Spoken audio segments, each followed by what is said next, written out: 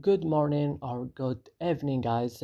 How it's your day going? In today's video, I will show you the correct way how to fix and solve this problem on your Google Drive on your phone. Just watch this video till the end. So let's start. So now and first you have to go and open the settings of your phone, and after this you have to go directly to apps option. Here we found, as you see, all the applications that you have on your phone. So you will go directly to Google Drive or Drive, as you see here.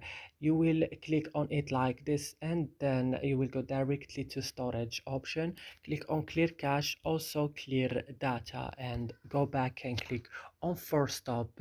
And now you have to update your drive if it's not updated, and you have to restart your phone, the last things. And that's it. I hope this video is helpful for you. Don't forget to like, subscribe in our channel. See you another video.